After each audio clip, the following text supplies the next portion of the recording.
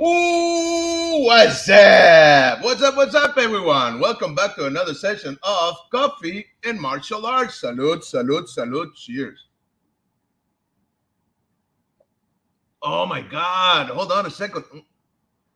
Mm, yes, I just got new coffee yesterday to grind, so it was amazing. Thank you. Thank you, Universe, for giving me such a great coffee and such an amazing collaborators and friends here at the show. Yes, and today is no exception. We have my good friend, Maestro Sami Ibrahim, all the way from the USA. Yes, sir. He's in the house. But before we go to him, you know me, I need to say the proper announcement. So let me just say that we are going live through our Facebook page, Master Frank Soto Facebook page. Okay, so there, if you want, you can subscribe now. We have a subscriber section. Okay, and I'm always sharing new material, new and exclusive material. Yes, for all of you guys who wants to know a little bit more about Kempo, Kinetica, and all the stuff that I put out there. Also, you can send us some stars. That really helps, or follow us. Okay, follow us there. That helps with the algorithm, so we can send this positive message out about the martial arts and all the guests and everybody that's here. And of course, all of you guys that are watching, you guys are the best. We're also going live through my YouTube channel, the Kinetic Dragon channel. You can find it at Frank Soto Kinetica, Frank Soto Kinetica. Yes, they're on YouTube.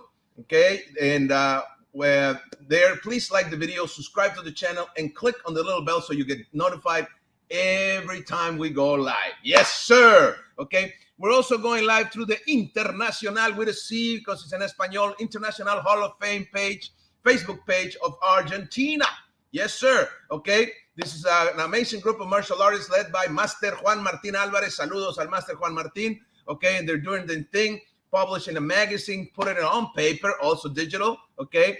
And doing a good job promoting the arts. So please leave a comment or ask a question. Remember, this show is for you guys, okay? So all of your comments are always welcome. We're always very excited about your comments, your questions, and all of the things that you have to share with us, okay? So today we're going to have a good and a little bit, I should say, maybe neglected subject with the martial artists, with some of the schools, okay? Especially the ones that say that they focus on self-defense, but they're still not focusing on some of the stuff that you really need to know.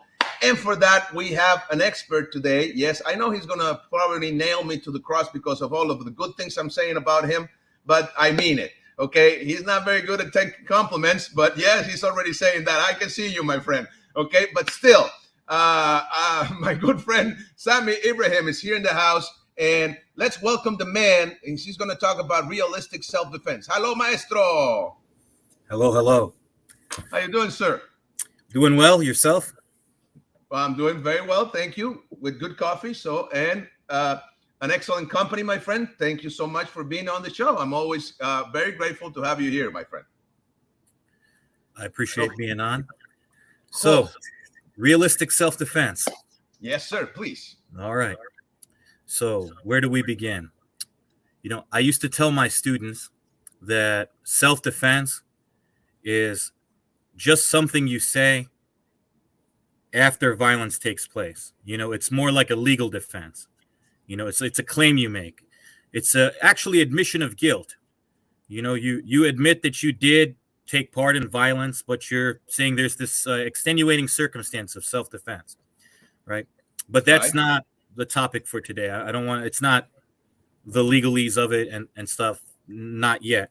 What I want to talk about first is there's sort of a divide between the unarmed fighting moves, the punches and the kicks and even the locks and chokes and things that people do in a school, in a studio, in the martial arts. And there's a bridge that takes it to the real world, to real life situations. And that bridge is often talked about in the studio, but it's not acted upon in the life of the practitioners, meaning many of them don't actually take the responsibility to make preparations, right, for the very things they so for example, just I'll use fire for an example, right? So people know that your house burning down is a real thing. And so they invest in things like smoke detectors, right? Maybe they have some flame of those fire blankets that you can throw over yourself when you have to run through some fire, right? Sometimes they have an evacuation plan, right? They teach their kids about getting low and covering the door if it's and checking if it's hot, or covering the door so the smoke doesn't come in, going out of a different door if it's hot. They teach their kids about, okay, if you catch fire, stop, drop, and roll. Fire is seen as this very tangible thing that people take precautions for, right? Driving, people wear their seatbelt. They generally obey the traffic signs and the traffic lights, right? Because they realize that if they don't, right, they're going to get killed. So they try to pay attention when they drive. Right.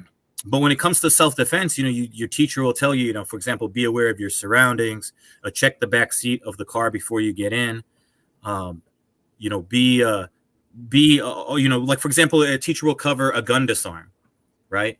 And everybody will practice the gun disarm, but nobody will take the time out to actually study how to treat a gunshot wound, right? So, if you're going to practice taking a gun from somebody, the odds are you're going to get shot, right? The odds are against you, right? The person with a firearm has an overwhelming advantage, and they can't, even the simple things like, a tourniquet on the arms and legs and where to place the tourniquet, they're not prepared for, nor do they carry a tourniquet with them, right?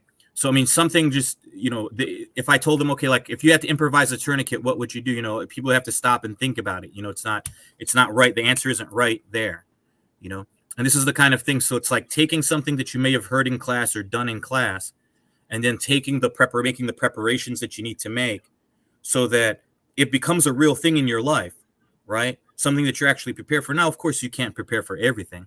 Sure. But the whole point of doing this martial arts stuff, if you're going to say you do it for self-defense, is to not be so close-minded, so narrow-minded that you're only thinking in terms of the proper way to execute the concepts and principles of your art, in some kind of physical way in the dojo. I mean, that's like one tiny infinitesimal part of the whole. Right? So this is kind of what today's subject is.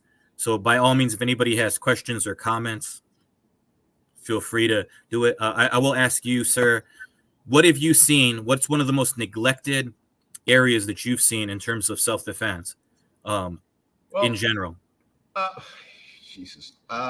Connecting with reality, basically. I mean, realistic self-defense, I think it's a very good name because people tend to forget about reality, especially in the dojos. I mean, because we are isolated from the world, right? That's the whole idea of a dojo. You have a mat. It's a sacred place, right? Where you bow and you wear your nice clothing and you salute to each other and you call each other sir. And there is a chain of command, a pecking order, I should say, right? And you have to, so that's all unrealistic when it comes to the street situation, right? And then you've practiced your techniques. Sure, they are self-defense oriented for sure, in a lot of different arts, not just one art. I mean, yes, but they don't consider, even the stress that it comes from defending yourself, being exposed to violence from another human being, and dealing with the aftermaths as well. I mean, like you said, it's just a tiny spot. If somebody grabs me, I do this, this, and that. If somebody punches me, I do this, this, and that. Okay, what about the whole chain of events that took place to get there? And what about what's going to happen after that? Did you get hurt? Did you hurt your aggressor? What happens when the police shows up? Or were they bystanders? Whatever. There's so many variables. I mean, like you said, you cannot cover them all, but I believe there's a lot more, of course, to self-defense than just, grab me here and I'm going to do this. Or, and then I hear all of these claims like saying, oh, but that's not going to work on the street. You need to learn how to fight. Yeah, no, that's not going to work on the street either, because you're still in the same tiny spot. Exactly. You're still covering the same, I call it the chasing your tail syndrome. That's how I call it. You're just going around circles chasing your own tail, right? Like a dog. That's how I see it. Because like you said, you're so close-minded you're not taking in consideration the other things. But before we go to you, let me bring some of the comments in, if that's okay. Absolutely. There's some people saying hello. Pastor, let's see. Pastor Chris Stewart says, "Hey, Sammy." Hey. And it says, "Yes, I agree, Sammy. So you're saying martial arts should include weapons training, knife club, and firearms, as well as first aid training. All instructors should, anyways." Absolutely, I agree. I mean, I'm a bit of an extreme. I'm a little bit extreme in that I will include everything. Poquito. Yeah, just a little bit. So I'll go a lot further than just guns, knives, and stuff. But then I have the military experience to draw from it, so my students get a lot of extra things. Even things that a lot of people would definitely be like, well, why would you teach a student this? So to give you an example, right? My students all get to practice picking locks, right? Nice. So I have this lock. I don't know if you can see, it's clear, so you can see the pins inside of it, right? Right. So I usually, and I start them off with something real simple. I don't know where my picks are at the moment. Somewhere there they are. So, I give them a choice of picks. I give them a lock, and I tell them go. And day one, I just have them lift one pin, and then the next day I have them lift 2 pins and 3 pins until eventually they're lifting all the pins and they get the hang of it, right? So all of my students to this point, except maybe one who has been slacking and not coming to class, have all picked at least a lock, right? So, and then, we get into, like, for example, handcuffs, understanding handcuffs. Police are not the only people who use handcuffs, right? Criminals are quite fond of them too, right? So, the idea of kidnapping, right, and being held against your will, it's not always like in the movies where, like you're walking down the street and the unmarked white van pulls up and pulls you in, like the Russians throw a bag over your head and take you to a KGB hideout. It's not like that. Sometimes you're in a marital dispute and the person you're with is drunk and decides to handcuff you, and and you're in a situation like that where you can't get away. So just understanding the nature of handcuffs. For example, handcuff keys are universal. Yeah. One handcuff key unlocks most handcuffs. That's right. I would say all, but I know there's some unique designs out there. But generally speaking, one handcuff key unlocks just about all the ones you usually have. You have them available, in the stores and stuff when you buy them. They're all basically the same lock. Right. I agree. So just having one handcuff key taped to your body, taped to your back, just put a Band-Aid on it and hold it, or a piece of tape on your back, and then you can always just get to that handcuff key. There was a Navy SEAL that was advocating a handcuff key and a razor blade. He said the razor blade for the zip ties, if somebody puts you in a zip tie restraint, and the handcuff key for handcuffs, right? And he's like, just something so simple, you forget that it's there, just tape it to your body and go. See, even during a pat down, people might miss that, right? But anyway, most criminals don't even pat you down, right? If they're just snatching you and locking you up, they don't think you're prepared. They're banking on you not being prepared. But again, like I said, that's some of the extreme stuff that I do kind of over and above what any sane person would. Right. But I never claimed to be sane. Okay. So as far as the martial arts, you're okay, my friend. You're okay. Right. You talked a little bit about the stuff that happens before that leads up to it and the stuff that happens after.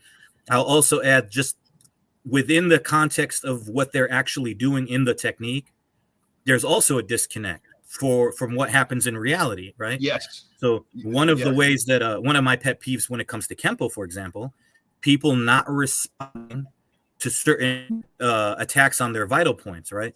So, an eye strike, you're not going to stay perfectly still if someone's jamming their fingers through your eyes, right? Your head is going to move back. Why not? It's certainly not going to move forward, right? It's going to move backwards. Same thing, like, you hit somebody in the throat. You're going to hit them in the throat and they're going to go, and he's going to move forward into you, or they're going to move away from you, right? If you kick someone in the groin and the energy's going away, pushing them away, their hips are going to move back, right? You're not going to kick them in the groin. They're going to stand there, like that weird karate pose, right? With the chambered fist and the hand out, and they're just frozen in time and space.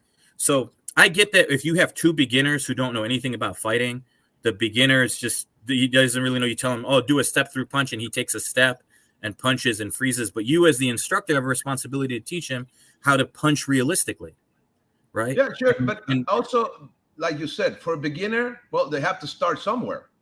Right. right? But you need to progress after that. You cannot just stay Yeah. there. Agree. Right. And I mean, it's so, like I said, I wouldn't if I saw a white belt and a yellow belt working techniques like that, I'll say something to them, but I won't, I wouldn't be upset. But when I see black belts doing it, when I see guys who are, instructors and stuff, that kind of bothers me. I'm like, well, so you have no idea what actually takes place in the dynamics of an actual technique or movement because Well, you're that's one of the things. Sorry to interrupt, but that's one right. of the things. A lot of people don't have any idea of the dynamics of violence out there. Yes, how does it feel? And that's I didn't want to jump into that directly. That's why I said the before and the after. But now that you're open the Pandora's box, let's go for it. So one of the problems is they have this romanticism about defending themselves. It's true because, Yeah, well, you no, see it in you're the right. movies, you see it on TV, you see it everywhere. You're going to do your thing, you're going to do your Van Damme kick, open and split in a 180, whatever, do that helicopter thing, and everybody's going to say, "Wow, you did it! You're the man." And when you've been in a street encounter and you have witnessed violence, whether you see it or you've been exposed to it, you've been attacked, you understand. I always tell my students, unless you have felt what it is to have somebody in your face who's really trying to hurt you, and you feel that kind of primal energy, anger, violence, when somebody's like, I'm really gonna freaking destroy you, right? Unless you have been a part of that, you don't understand what it is to deal with that. And if you're not exposed to that, then you have all of these ideas, right? Oh, I'm Yeah. going to block him and he's going to move and I'm going to chop him or I'm going to kick him. And you go down here and you move here, right? And so, yes, I agree. But we still have a little bit of comments. So this is good. I like this. See, I told you it was a good subject, my friend. International Hall of Fame dice, saludos maestros, Casa de la Cultura China, Santa Fe, Argentina. Hug from the heart, Ernesto Colbreners. Salud, Sifu, gracias. Juan Rodriguez, greetings from Laredo, Texas. Keep up with the good work. Will do, sir. Thank you. Sensei, Axel Cardenas. Hi, Sammy. Hey, amigo. Nice. Okay. Hello, Sensei. Omar Tisik. That's what I'm talking about. Real self-defense. I wish more instructors were like you and taught more reality self-defense like what you're doing. Keep up the beautiful work. I love it, man. Stay safe. Thank you. Nice. Cool. Let's see. Maestro Gonzalo Reyes, salute to both teachers from Osorno, Chile. Thank you. Thank you. And Omar says, and thank you for your service. Your military background is much needed in other dojos. Thank you. My pleasure. Sifu Alfred Magnum, how are you, sir? Salud. Salud, maestro. Gracias. Ryan Oliver says, hello from Merced, California. Do you think the mindset of the individual is more important than the technique used to get away from the attacker? That's a good question. Please, maestro. Before you answer, one more comment from Pastor Chris says, natural responses and unintended consequences. Okay. Yeah, two very good points. Okay. So mindset. Yes, mindset is important, but I wouldn't say it's more important. I would say that it's heavily neglected, though. Yeah. Right. So here's the thing about mindset. How do you know what the right mindset is? Right now, and then also psychologically throughout the day, where are you? What is your mood? Right. How are you feeling at a particular time? You don't get to, like, I know some people to talk about the light switch analogy and they go, oh, it's like a switch and I can just switch it on and then I'm in this mode. Right. Okay. For some people, that's a real thing. Okay. For some people, but the ones that are trained. Yeah. And who've done it a lot. Right. Yeah. So it's like, I forget what, was it Gray Man or something where he tells a little girl, it's just a Tuesday or it's just a Thursday. Right. After he's taken out all these guys and he's like, to him, it's just a, right. Because she's worried and he's telling her, like, it's just because she told him that when she was in the hospital. She's like, this is just my Thursday. So my point being, if with experience you have that, but for most people that don't have a lot of experience, it's hard for them to go there. So sometimes they might be depressed. I mean, I'll give you a real example that happened to me. And I'm sorry if I sometimes reuse the same stories I've told before on the show. Oh, But go for there's it. only so many good ones I can tell you without I drawing too much understand. attention. So there was a time in Korea. I was in Korea, and I gotten upset about something. I got in an argument with someone, and over something really silly. And so I was sitting on the bench, right? They were sitting on a bench. I was sitting on a bench, and I was looking down. And somebody came and asked me for money.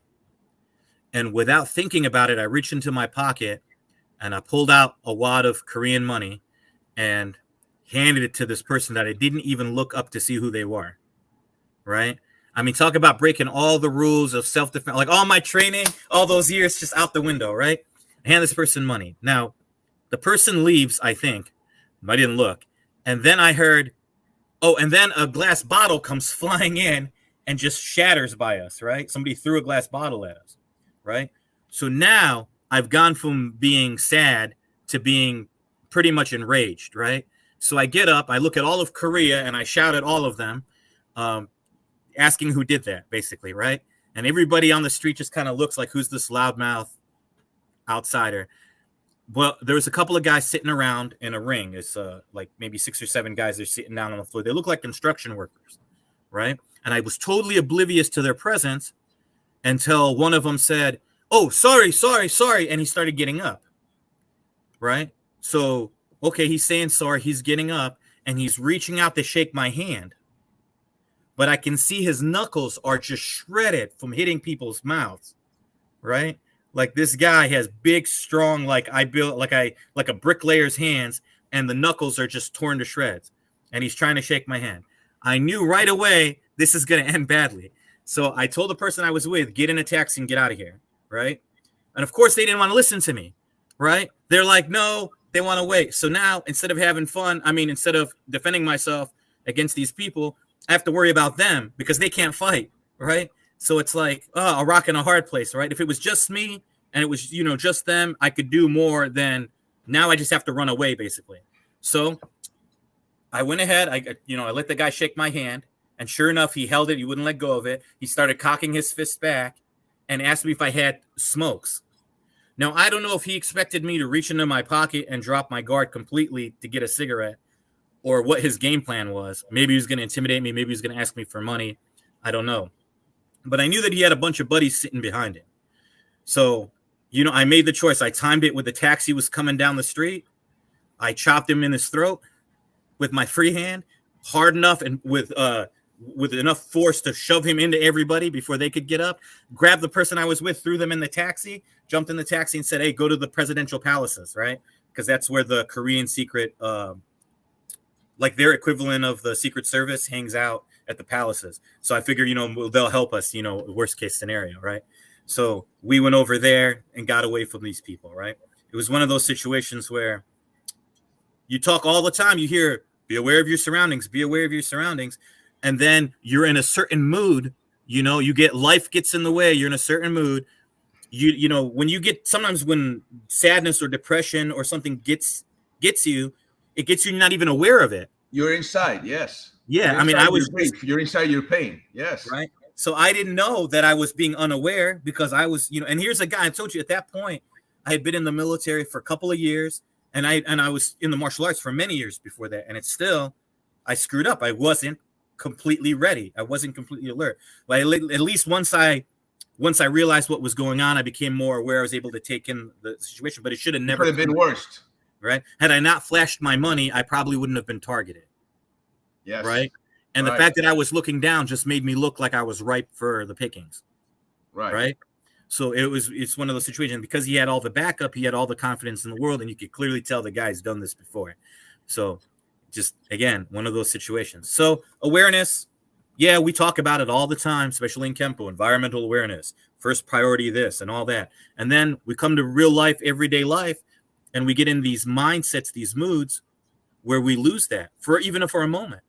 And then you find yourself in the situation that you have to respond to. So mindset's super important, but you also have to be aware that you have to be aware of the fact that you might not be aware, right? You have to be aware that you might not be aware, right? Interesting. So if you always start from the premise that you are alert, you are aware, and you see it coming, what I call the 12 o'clock fighter, the guy who's always fighting people that stand at 12 o'clock, you got a problem. And that's a situation with a lot of sports guys, because all their matches are guys from 12 o'clock, right? Right. That's what they're used to. Right. So, the idea that, they have sayings like, the punch you don't see is the one that knocks you out. Yeah, but there's something to being able to take a hit. There's something to understanding what it's like to be hit. Now, the Krav Maga guys, right? They do that little baseball bat head spin thing where they get real dizzy. Okay. If you're in that situation, if you're that level of dizzy, you're done for. Okay. So I'm not saying you get rocked to the point where the whole world is spinning. Okay. But you have to be able to respond for example, being knocked off balance. Right? Being bum rushed, being knocked off balance, falling down, right? We have a technique in Kempo where the person pushes us down and we go from there, right? We break fall, we go from there. More than one, right? There's the push from the behind and there's the push from the front. Right. So, there it is in the studio, in the nice sanitary studio with the nice flat, soft floor, right? With the teacher standing by to administer first aid, right? But then you have to take that same kind of understanding into the real world with you. Like, what if I'm sitting down when I'm attacked? What if I'm in the car when I'm attacked? And it's not enough to just do mental judo in your head. Like, well, if I get attacked while I'm sitting down in a vehicle, I'm going to do X, Y, and Z. Put some things in your car to be actually be prepared for when that gun is suddenly in the top of your head, right? And, and then of course, have a plan, right? And what I mean by have a plan is guy puts a gun to your head and says, get out of your car. What's your plan? What's your number one plan? That's a good question. Get out of the damn car is your number one plan, right? Yep. Right. That's your number one Don't plan. stay in the car. You're vulnerable. Yeah. Yes. Right. Because you got insurance. You insure your car. You let him take your car. If you're smart, you already put a tracking device on your car anyway. Yes. Besides the one that comes with the car, put your own tracking device on there. You could track the car whenever you want.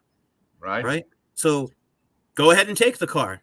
Then I'll know where you live. I mean, don't say that part, but you get the idea, right? So people just, a little bit of preparation goes a long way, okay?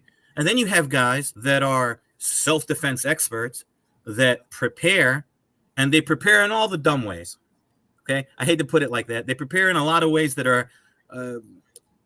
let's say naive. Naive, yes.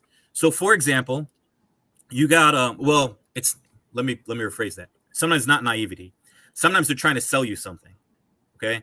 So it's motivated by something. Yes. Naive or biased. Yeah. For example, they might hit you with the old, hey, we had a bunch of shootings lately, right? We had the school shootings and things, right? A lot of mass shooting situations. Gotcha. So now all of a sudden, hey, everybody, you got to buy soft body armor,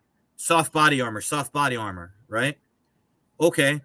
Well, how many people do research on body armor? How many of them realize that soft body armor can't stop rifle rounds? Right. Right. Most of these mass shootings done with rifles. So high caliber weapons. Yes. Yeah. They're not. So soft body armor isn't going to do the trick. And I know that even if you spend the money on like my Bob there's got his steel plate on, right? You get that steel plate with the sprawl on it or whatever, so the rounds don't ricochet up. And then what do you get? It's too heavy for you to wear every day. You're not going to wear it every day. It's the most uncomfortable thing in the world for you. And it's hot. So unless you're law enforcement, right? Unless you're somebody who's actually working security or something, on your shift, you can spend the money on some hard body armor, but the chances of you just wearing it all the time when the stuff hits the fan, right? Some people are like, well, I keep it in my car. I'm like, okay, where? In the trunk of your car? You're going to have time during a shooting to get to the trunk of your car, right? Because if you could do that, you could escape too. Right? Of course. If you could get to your car, you could hide behind the engine. I mean, there's hope for you, right? But it's interesting that people will study martial arts, they'll study self-defense, and then when they go to make their preparations, it seems like they got a little lazy at the end there and just didn't do their research on what does what. People will buy that Kevlar helmet. Again, it's on Bob. That thing doesn't stop rifle rounds. You'll be lucky if that thing stops handgun rounds, right? If the round doesn't go through one of the drilled nail pieces that are screws that go in there to hold the chin strap. So, people are excessive. And then what, you're going to walk around with that Kevlar helmet on the whole time, right? That's pretty silly, right? You're not going to do that. So make realistic preparation, stuff you're actually going to do, and then do it and make it part of your lifestyle. Don't do like over the top stuff that you're not actually going to follow through with. Right. It's like I don't know, you got the sword cane, right? It's reasonable if you go around with a cane all the time, then, a sword cane's an idea, right? But if you don't even walk around with a cane all the time, then a sword cane's kind of like, well, you're just waiting till you get old. So I just think, just be a little bit realistic. Study everything, but be realistic about your lifestyle. And that takes me to the next segment of this. Hold on. Realistic self-defense. Hold on. Yes, let's bring on some of the comments. Miguel Luna, saludos from Spain, Andalucía. Saludos. Héctor Baltasar, salud from Chile, Viña del Mar City. Saludos, gracias. Hernan Alfiro, hello, Master Frank. Great interview about the real defense. I have a question for the master. The reality is to mask seep the training, like to hide your training, I guess. The reality is to match the training to the thing, or the seep meaning. No entendí, Hernán, si nos puedes preguntar en español, por favor. Yo hago la traducción porque no te entendí, una disculpa. Okay. Let's see if he can answer. He can put it in Spanish because I didn't get the question. Did you understand the question? No, I'm a little confused whether he means to hide it or to... Si no entendimos bien la pregunta, mi estimado, si la puede hacer en español, con mucho gusto la traduzco. Gracias. Sifu Alfred Magnan says, there are drills to harness killer instinct. It typically takes place at close quarter strapping clinch range. You need to be able to relax and flow more at kicking or punching range and range, and then be able to flip the switch in the follow-up or pressure stage of the engagement. Okay, thank you for sharing, my friend. Cool. Pastor Chris Stewart says, salesman of motion. There we go. That's our salesman of motion. That's right. Yes, I have a picture for that. There we go. Yes. Salesman of motion. I posted that photo yesterday in my Facebook subscriber page. So there we go. Salesman of motion. That's right. Oh. Okay. Listen, I don't have anything really, truly against martial artists that... Okay, why lie? I do have something against commercial martial arts. I personally don't like it. I find it distasteful. But but that said, okay, I totally understand. Hold on. What do you mean by commercial martial arts? Where the priorities on... Okay, because martial arts, without being in the public, people making money out of it, we wouldn't have them available for everybody. So commercial martial arts. Let me define it. What do you mean by it? Okay. For me, when I talk about commercial martial arts, I just mean people that prioritize making money over effective stuff. If you type the word self-defense into Google right now and you go to the images, you guaranteed to see a lot of attractive supermodel type people performing the palm strike. And you'll see a palm strike and somebody will have their hand turned like this, the blade on the outside, and then they're doing a palm strike. All their tendons, everything just wide open to the blade. But it's that kind of thing. It's like we just want to sell the image of self-defense. We want to give you the lip service that this is self-defense and not actually train you for it. Hold on a second. I'm going to hold it there. It's not about the problem is not commercial martial arts. The problem is unethical people selling the martial arts without the right approach. So fair enough. I mean, what do you call that though? What do you call that? You got to say that long. I call them unethical, or people that doing deceiving marketing. Or irresponsible. I like people that are very sincere about self-defense. I just got to say something very important here. I'm not against commercial martial arts. I live and feed my family out of martial arts. So I couldn't say nothing wrong about it, because then I'm shooting myself on the foot. Basically. No. See, people shouldn't be offended. This is interesting. So this is a little unrelated, but I'm going to touch on this. So a long time ago, I used to get really offended at a certain Kempo senior who always made comments about motion kempo, right? Okay. And it's because at the time, I thought that was the most ridiculous statement in the world. Everybody's self-defense is motion-based.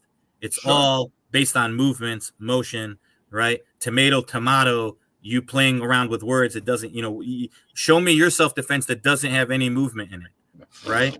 So Well, that's how I felt. It wasn't until later that I kind of came to maybe understand. you're Charles Xavier and you can do it with your mind. I don't know. Right. Well, for some magicians, right? But as far as Maybe. this guy goes, it took time for me to realize that his definition was very different from my definition. That's what I'm saying. Yeah. So I thank you for asking me to clarify. This is why you keep me grounded, right? Because otherwise, I might. Mean it. What do you mean by it? It's important because we get, everybody's definition is different, right? There was a case, and I don't remember the details on it. It was a long time ago that I heard about this, but somebody hired a model to put on like I think it was like 5 or 10 essential things that a woman's supposed to know for self-defense. And this is one of the models for she came in like a big magazine, a popular magazine that the ladies used to like to read, right? So that took a lot of flack from the martial arts community because it turned out this lady had absolutely no martial arts training, zero. She totally made up the stuff that she put in there, just completely made it up, like do this, and do this. Completely made up. And people looked at that and they thought it was real and they practiced it and they banked on it. So that's an extreme example of what I'm talking about. The point was to sell the magazine, to give somebody an interesting article. It's about making money. It's about, it's not about the actual survival. It's not about actual survival. But again, it's not the problem with the profit. The problem is with the ethics of that person. Right. I'm just saying he's valuing profit over sound Again, teachings. Professionalism, ethics. Wouldn't you charge out of whatever you do for service? Yes. So do you have a problem with making money? No. But you want to do it at your best, right? If you want to deliver. Yeah. In other words, I'm more than willing not to teach, right, a person who is not taking it seriously, for example, than to just keep promoting them anyway and come up with like random excuses why I have to keep, like I'm not going to be like, well, he's a great guy, so I promoted him to 10th degree black belt. I got you, and I agree with you. Yeah, but now we're stepping into politics and other stuff. Right. But back to self-defense. Self-defense. I agree with you. But now we're talking about self-defense. Now, I understand the problem. If you're going to say, people, this is going to save your life, this is something for you to survive an attack, and you're not delivering, and you're not taking the time and the research and the responsibility to learn more than just a couple of techniques that you're teaching or even a curriculum. You need to know. That's why I talk about the before and the after, and you need to know about what laws, what is it that you're allowed to do in your society, what's the legality of it, just to name a few. You also call about giving first aid if you get shot or stabbed or whatever, right? I totally agree with you that you shouldn't be saying this is self-defense. Maybe you should say this is self-defense oriented. That would be a much responsible way to put it. I agree. You just say that he should just be honest. You just say, yes, I don't know my head from my ass when it comes to self-defense, and therefore, well, you don't have to say it like that. I'm only going to teach you sports, or I'm only going to teach you the art. Right? Yeah. I'm going to teach you the tradition of the art. I'm going to teach you a curriculum, and I'm going to take you to the rank, and you will gain abilities, and you will feel better about yourself, and blah, blah, blah. And that's good. That's good. Just that sort of honest approach. But again, I'm trying to be realistic about it. But all right. So for self-defense, I wanted to talk about age groups before I forget, right? Okay. So hold on. Hold on. We have more comments. Age group. Don't forget. Folks, stay there. Okay. Hold on a second. Hernan Alfiro says, por favor, maestro, please, if it's possible, can you and the teacher also do this interview in Spanish? Spanish, muchos, muy importantes. I wish I could, but dice que le encantaría, mi estimado. El problema es que no nos alcanza el tiempo para traducirlo todo del inglés al español se dobla el tiempo, por eso no siempre lo hago y por eso tengo formatos en español y en inglés, ¿ok? Así que, ni modo, mi estimado, es complicado. Pero gracias por la situación. Cuando se pueda lo haremos, ¿ok? Marcelo Callido Rodríguez, salud maestros from Argentina, saludos. Por eso tenemos una versión café y artes marciales y otra coffee and martial arts, ¿ok? That's why we have two versions. Okay. Ryan Oliver, yes, sir, I agree. You have to be realistic in the way you approach your self-defense. Thank you for your answer. Nice. Okay. Gracias, maestro. Reality, it's a lot faster than training. And how do you handle the stress against such pressure or pressure? Thank you and apologize. No, nada de qué disculparse, mi estimado. Al contrario, gracias. Gracias por el esfuerzo de hacerlo en inglés. De verdad se agradece. Usted sí. Good question. Sí se la rifa. Gracias. Okay. So, specifically, we got to, and I'm going to try to cover this answer and talk about the age thing at the same time. Okay. So, a 5 or 6 year old child is not going to be able to handle the same kind of pressure that an adult can.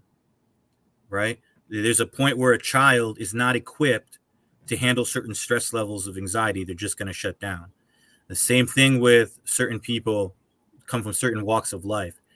And, so for example, okay, if you are 300 pounds or more and you are seated on top of someone who's maybe 86-year-old, 110 pounds, very frail, and you're sitting on top of them and you're raining blows down on their face. Can you, with a straight face, tell that 86-year-old person that you're going to show them a technique that's going to allow them to basically turn the tables on this 300-pound guy who's already raining strikes on their face? They've already been hit, mind you. This is not before they get hit. They have an opportunity, strike, a vital area, something like that. But it's pretty much on there. The best thing you could do is to teach them to carry a weapon, get to the weapon, and I was going to say, person, right? Are we allowed to use weapons? Yes. It's about as ugly. It's about as ugly of a situation as you're going to find. Sure. And there was a footage not too long ago of a lady, an Asian lady. I think it was New York. She was on her way into a building, and she made a little mistake. She didn't have her key ready, so she started going through her purse to look for her key. And the predator came up behind her and started beating her to death. Right? Now, he punched, kicked me. He assaulted her empty-handed. He was unarmed, and he was beating the crap out of this lady. I think he stomped on her head. He kicked her in the head many times. I mean, we're talking about she took hundreds of hits. Right? Wow. Now, you could tell somebody, hey, always have your key ready before you approach a door.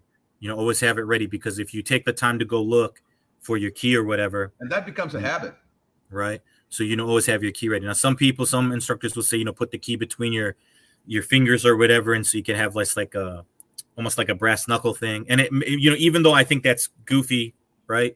I think it's good if it just helps them remember to have their keys out. Right, it becomes an anchor. Right. So at least it gives them that mental trigger, like, oh yeah, I should be ready. Yeah, a mental trigger, exactly. Some people will get pepper spray, but they won't do their research on what type of pepper spray to get. Exactly. Yes. Buy the pepper spray. Buy the kind that will work on a bear, and buy the kind that has the special ink that will stick to a person's face so the police can identify them. You can see, yes. Right? So there's an orange one that looks that you can spot them from, yes. Right? So if you're gonna get something like that, get something that's really gonna do the thing, right? Well, the problem with bear spray is the size of the can, though. I mean, you get a little can this big of the stuff. You can get it small. Really? Are they smaller now? Wow. Yeah, because I gave one as a birthday gift to a friend of mine not too long ago. Nice. We don't get that. We don't get those here. You really need to look for them here in Mexico. Yeah. So it's just like anytime you're gonna do self-defensive, I think for her birthday I gave her a karambit and this pepper spray and stuff. And it was pepper. The good thing about bear spray is it has 3 times the chemical than the highest one for humans. So yes, of course, that's a good one. Hold on a second. I have a little bit of comments. Pastor Chris Torres says plenty of garage campo out there. and Yeah. not Oh, but definitely. Or basement Kempo. yeah, but that's good though. I mean, there's like I said, look, it's not about the commercial side. It's not about the art. It's about the individual. I How do agree. you? I started in a school where we paid money. I was a kid. My parents paid the money. I went into a studio. I just got lucky, and I didn't know how lucky I got that I had a teacher who was really teaching effective stuff, And Well, then when I went out there, I used to pay $100 an hour for a private lesson back in the '90s, and I was very happy about it because from from whom and what I learned. I'm not complaining. I did it. You know, I wish I could pay more at the time to get more lessons. I didn't have right, enough right. money, but I Yeah. did it, and I'm still. I don't regret it. I thought it was a great investment. I mean, But to this day, as of today, I spent over $100 on lessons as of today. Even still, like I never stopped finding really good teachers and trying to learn what I can learn. I'm and not opposed to paying somebody. I'm just opposed to crappy teachings. exactly. That's what Yeah. I'm trying to say. Yes, that's Right. why I told you. What do you mean by it? Because yes, I'm also against unprofessional, and that hurts the business too, the business side. When you Yeah. have somebody like that who's not professional and who's not delivering service, the client tends to say all martial arts are bad. Yeah. Because Now, they now to generalize. reverse that a little bit. Aside from complaining about the teachers, I think my bigger gripe is with just the individual students, right? Because there's Sure. a lot of martial arts that are taught in a traditional way, right? And so, sorry, are we almost out of time already? 13 minutes. Yes. Wow. Wow. Okay. So, People fly when you're having a good time, my friend. right. Look, in general, different age groups need specific self-defense geared for what they are most likely to face. Now, when you take a look at, for example, I'm going to give you guys some statistics here on violent crime, right? So let's start with some sobering statistics, as they call them, Okay, right? let me bring a couple of comments while you look for that. Josh Gosh, hello, Okay. Mr. Soto. Hello, sir. Thank you. Let's see. So this Comrade is for Sig says we have to remember the difference between what is flashy, which is considered art, and reality self-defense, which isn't pretty, but art is what sells.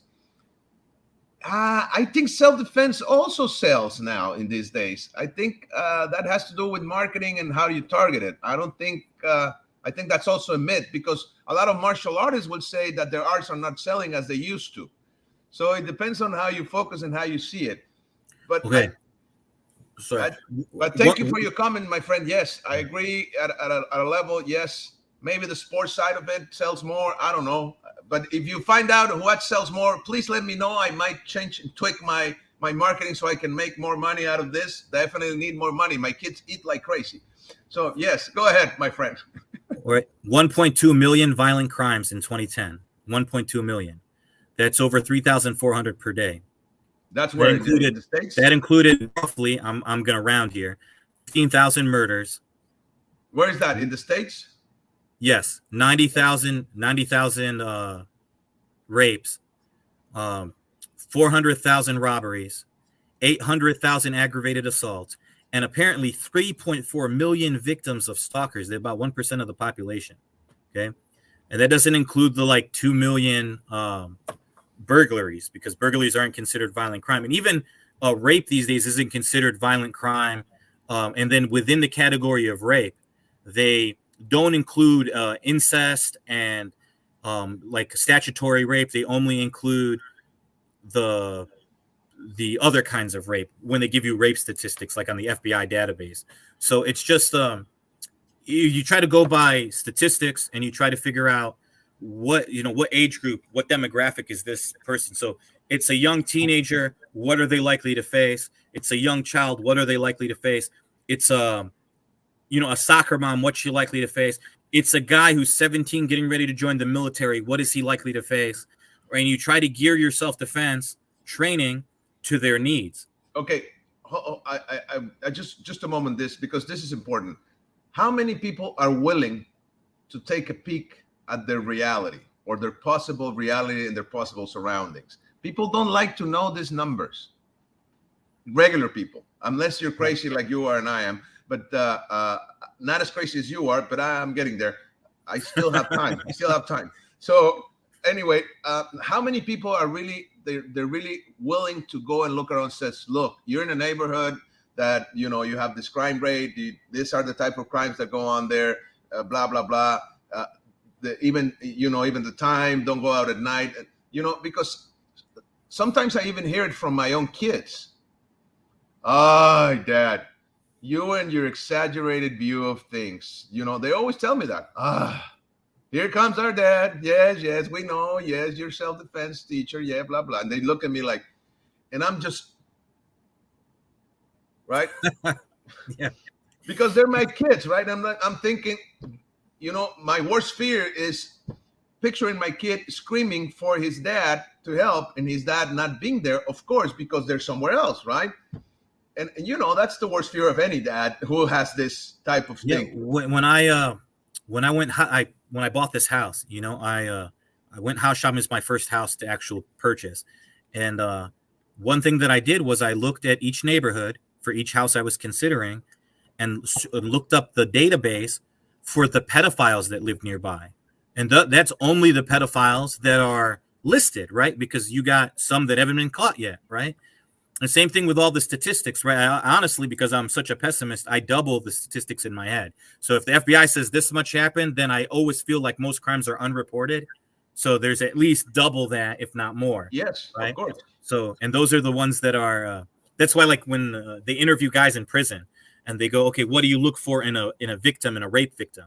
And they say, number one thing that they all said was a ponytail, right? They look for a girl with a ponytail when they're looking for a rape victim, right? That's across the thing. I was like, yeah, but those are all the guys that got caught, right? All the guys that got caught said they looked for a ponytail and they looked for a girl or a woman that wasn't carrying anything in her hand that could be used to keep them away because they had to make the grab quickly, right? So those, you know, those are the two things they look for: the ponytail because they can grab it and pull, and for and you know, so he doesn't have an umbrella or a stick or something, she could keep him at bay. That was their ideal two things that they first look for when scanning for a target. But you get into deeper, you get into criminology, you get into like a deeper psychology of it, and you realize that, you know, every one of these predators has a type. You know, they have a specific type, they have a specific age group, things like that. So you got to watch out for that. But what was shocking was some of the houses I was looking to buy, there was like hundreds of pedophiles around, right? I was like, why do they all live in the same area? Like there was a whole neighborhood just full of them, you know? And I was like, wow, that's crazy. I said, and then I wondered how many people actually check this database when they go house shopping, right? So you end up moving into the neighborhood. You imagine you move into the neighborhood and you got like 6 or 7 kids to keep track of. I mean, look, wait. You're going too far. How many people know their neighbors? Well, I mean, for example, do you know the neighbor in front of you? Do you have their phone number for whatever emergency that happens? Do you know the guy next to you and the other guy? I mean, well, when you live in a country, hold on. When I you live in a country like Mexico, with the type of rate that we deal with, which is some type that I don't care how armed you are, you're not going to be able to face it alone, right? Organized crime.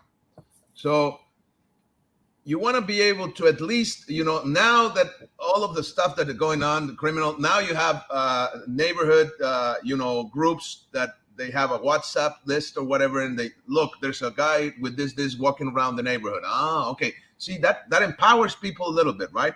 But how many people do that? I mean, you're just going too far away. I mean, you're asking too much, right? There's certain things. Like here, for example, I live in a neighborhood which is actually quite calm, but we have, you know, 2 or 3 guys who are the let's say amantes de lo ajeno. That's what we say in Spanish, lovers of other people's stuff, right? There's 2 or 3 guys that live around here, and I know perfectly who they are. Who are the ones that jump around, you know, jump into the houses and steal stuff? And of course, they know me because, well, I'm the police instructor, so from time to time I get a police officer to show up and say hello or whatever. But still, people don't know who they are. They have no idea. And the guys are always, you know, walking around and checking. They're very obvious because nobody looks at them. They don't have to hide. You know? So like I said, I mean, it's cool what you're saying. I hope people will definitely check on their database or stuff like that. But I think you're going too far. People won't do simpler things, But Well, yes, I agree. that's my thing. So if you, as an instructor, if you can convey to your students, even if you have to say it every day, tell them to check, tell them to look into stuff, tell them to make preparations, beat that into their head. The stuff that you do in the dojo isn't what matters. I don't care how good you can do 5 swords.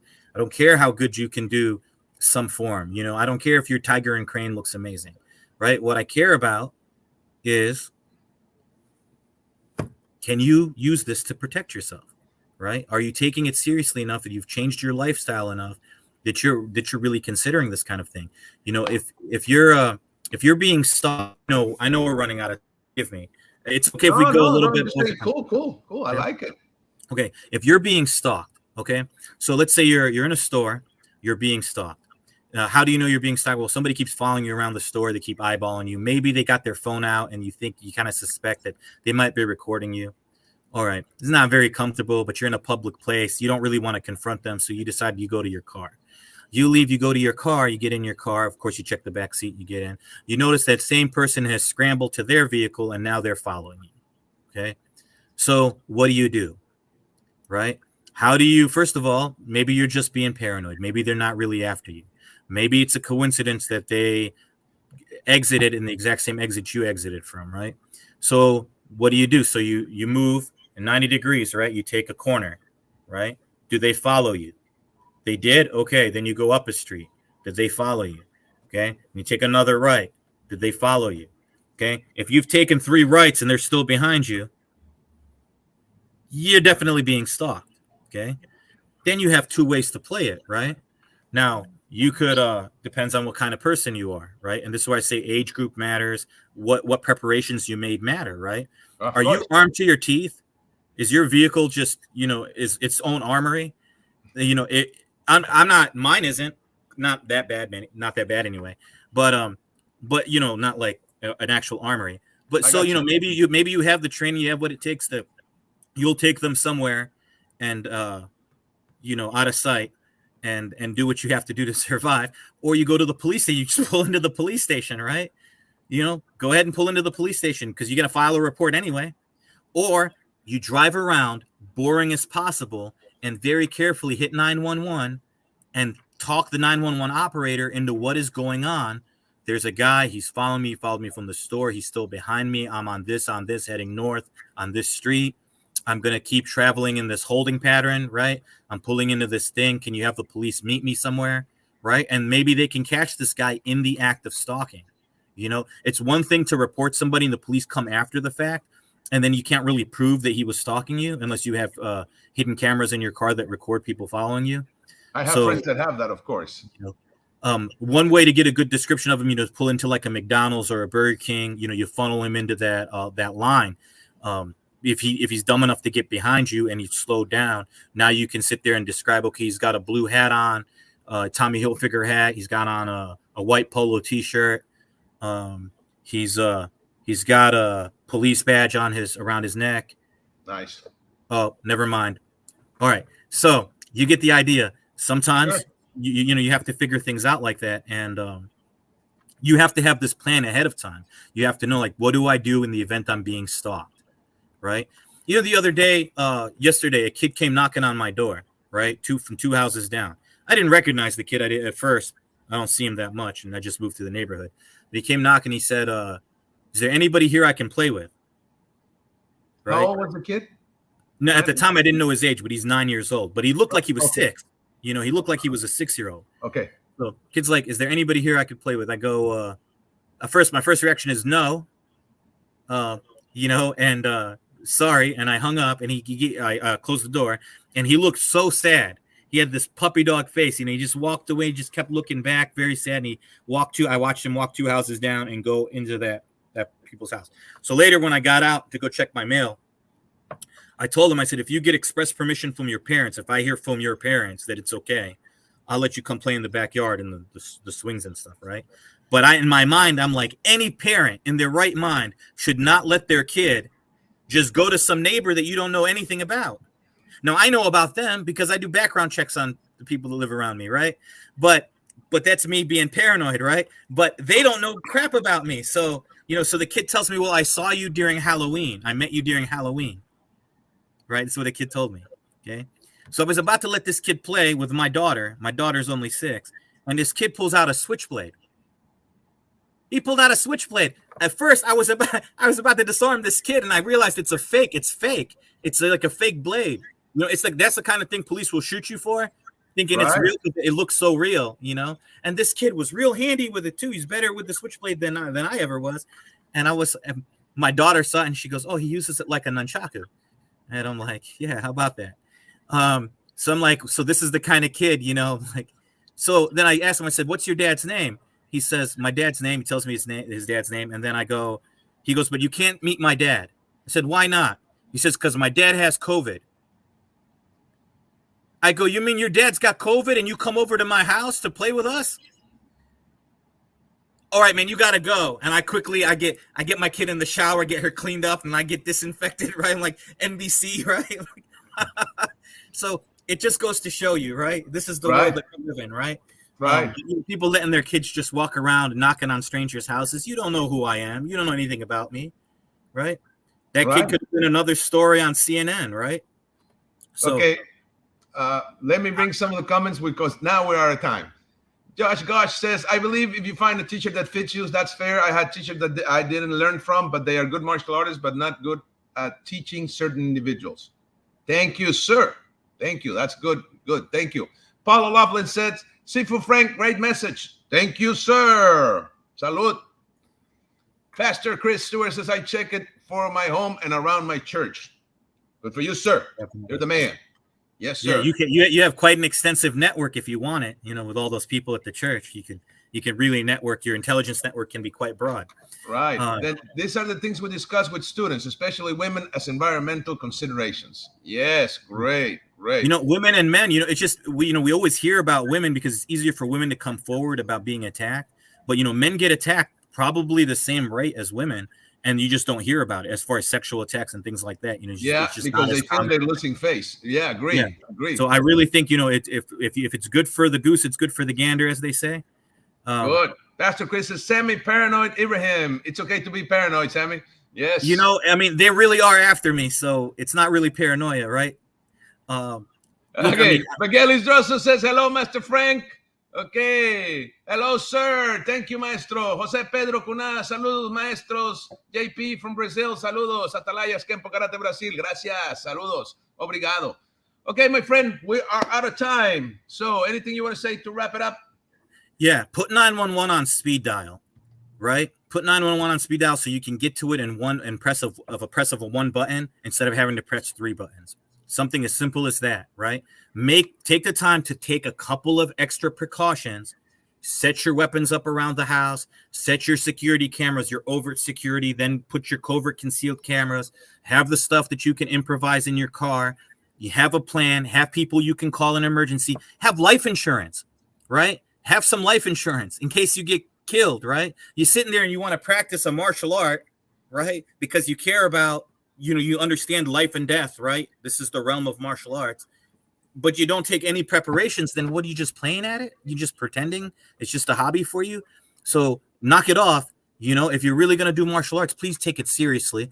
And because then you get more value out of the martial arts that way, right? If you just bring it to reality, really connect it to your life, right? Everybody's life is precious. You can't replace it. You can't get it back. So make realistic preparations and do some realistic research for your own environment, your own city, places you go, have a plan, have people that can come support you if you need to, network with some people, right? That's it. That's my closing statement for you. We could definitely talk about this all day. This is a good subject. Thank you very much for having me on the show. Appreciate it. Thank you. Thank you, sir. Pastor Chris says, "Thanks, Sami." Josh Gosh says, "God bless you all. Thank you. Thank you, everybody. Thank you, maestro." Thank you, sir. Thank you so much. Much appreciated. You're the man. Thank you. So, guys, if you're hearing out there, be a little bit paranoid. It's not a bad thing. It's really not, okay? I mean it. Yeah, we get this, you're being paranoid. No, I'm going to say to you, you're not paranoid enough, okay? So it's not about, don't put it in those words in your head. Just be ready. Okay, consider things, open your mind, okay, and Yes, there is violence out there. That's why self-defense exists. That's why there are martial arts. That's why there are survival classes and so on and so forth. So don't wait for it to happen to you to generate that type of awareness. Okay, learn from other people's experiences. So be ready and you're going to be fine. Okay, take care, maestro. Thank you so much. Thank you, everybody, and see you next week with more coffee and martial arts.